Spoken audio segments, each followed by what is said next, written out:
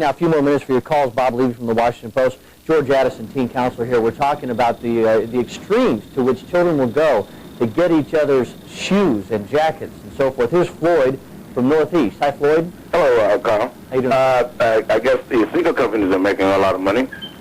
I said the sneaker companies are making a lot of money. Right.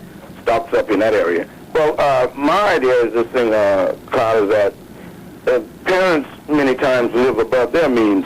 So when that child comes and asks for that expensive sneaker, he has the big car outside and everything to go with it, so he gives in and buys it.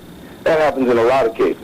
That's a in good other point. cases, the parent, we don't have that control over the children like we should, or as we used to, the way it should be, the way we need to go back to. I'm mid-50, but beyond that, Yeah.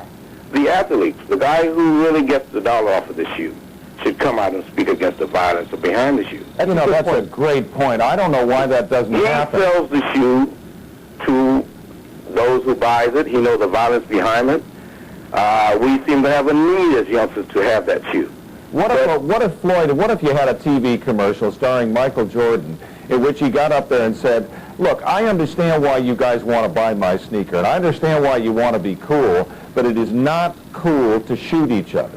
What about that? I think, that would work great. Let's talk about the other point of his question, Mr. Addison. Let me ask you, if a kid earns his own money, should a parent still be able to have a say-so about how he spends that money? Well, I think it's a parent's responsibility to also teach their kids how to manage their money and their affairs, because it follows them throughout life.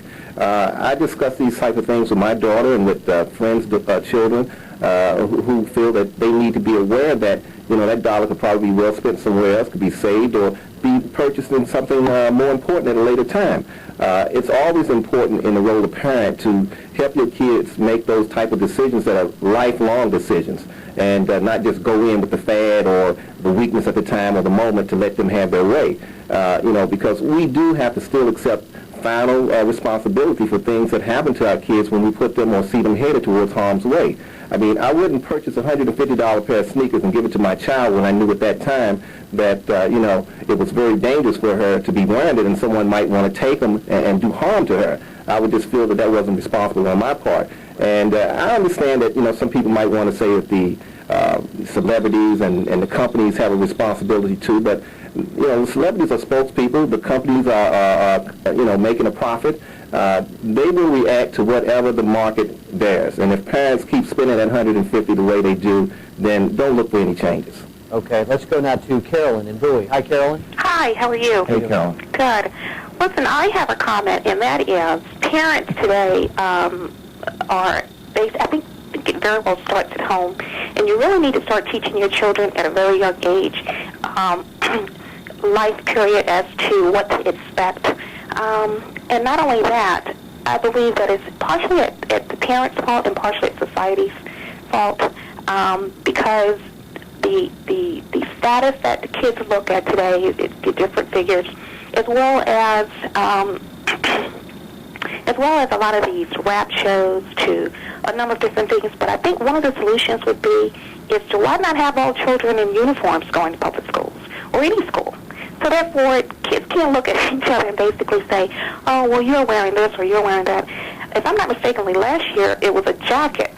A kid was killed over a jacket. Well, ma'am, I think that's an interesting idea, but I think it would treat the symptom and not the cause. Really, the problem is, what is inside the soul of a kid that would make him shoot another kid over a jacket or a pair of sneakers? Until you treat that, you can do all sorts of things, and it really won't solve very much.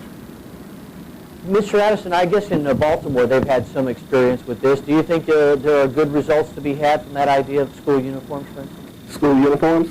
Yes, sir.